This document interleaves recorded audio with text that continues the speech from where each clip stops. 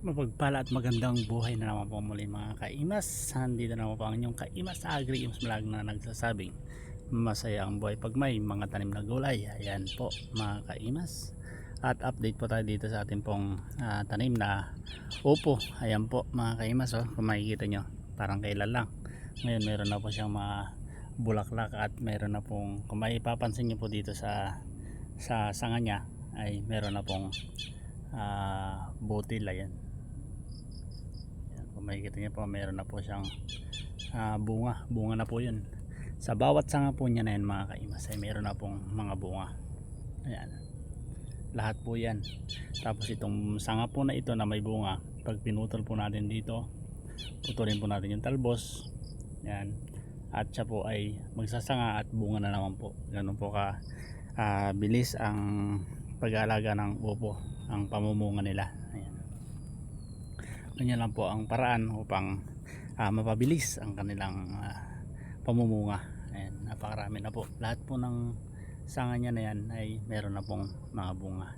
Kaya kailangan ang lahat po ng talbos na ito, yung pinakatalbos niya po, ay tatanggalin na po natin yan. Ayan, ayan, para po yung bunga niya na yan ay magtuloy na, tapos pati po yung mga sanga ay magtutuloy na rin po. Ayan, napakabilis lang po mga kaimas. Parang kailan lang ay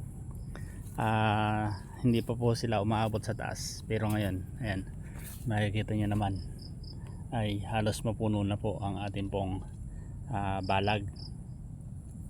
Ayan, hindi po ba kung naalala nyo po yung halos nung huling vlog po natin ay wala pa po dito sa taas, pero ngayon napakahaba na po ng kanilang mga gapang at atin na pong tinatanggalan ng talbos, o tayo na po ay nagpo-pruning para po ito po ay mabilis lumago at mamunga.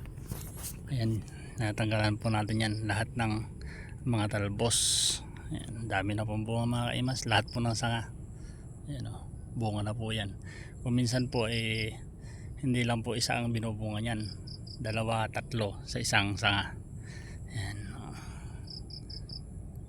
dami. Lahat na po meron na pong mga bunga. Ayan, ganyan lang po ang paraan ng pag-aalaga ng upo at pagtatanggal. Ayan, ayan po ang inyong kaimas. Ayan, sana po ay lagi nyo pong subaybayan ang ating pong mga update sa ating pong mga tanim.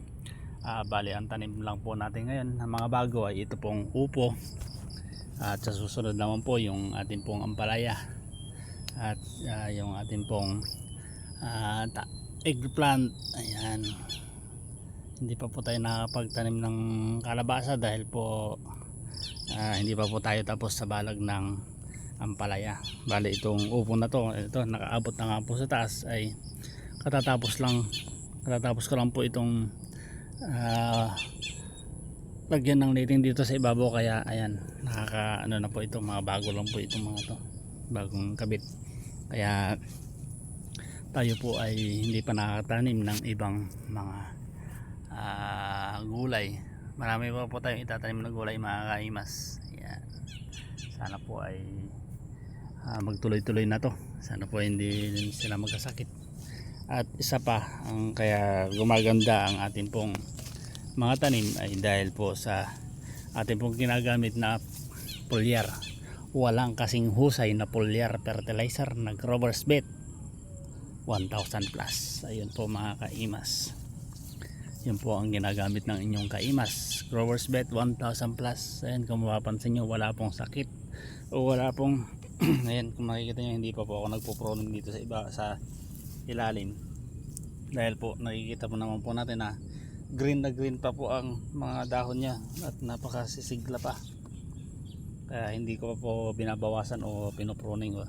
Ayan, pero lahat po ng mga sanga nya, mapapansin nyo, ayan, at ala na po, inlist ko po lahat yan hanggang dito. Ayan, bago pagliko nya po dito sa ibabaw, ayan lang po ang itinira natin at dire-diretso na po yan. Ayan, pagkalipas naman po ng bali itong pinakamayor nya, pagdating po ng 1 meter, tinatanggalan po ulit natin para magsanga siya at mamunga na lahat. Ayan po, kaya po lahat po ng sanga niya ay mayroon na pong mga bunga. Ayan, mapapansin nyo, ayan o. Ito, itong isang puno na to, mapapansin nyo, naparami na po niya sanga. Ayan, ito po ay wala na, putol na yan. Tapos lahat po ng sinasanga niyan mga kaimas ay meron na pong mga bunga. Ayan, hindi lang po natin masyado makita dahil maliliit pa, pero lahat po yan mga kaimas may mga bunga na. Ayan, ito kung mapapansin nyo yun, bunga na po yun. Ayan, ang dami pong mga sanga, lahat po yan. Ayan. So ayun, maraming salamat na naman pong muli mga kaimas. Ito na naman po ang inyong kaimas na nagsasabing masaya ang buhay pag may mga tanim ng gulay. Hanggang sa muli po, kung nagustuhan nyo po ang aking pong video, kung maaari lamang po ay paki-like, follow at share na rin po, at paki-subscribe na rin po mga kaimas. Maraming salamat po.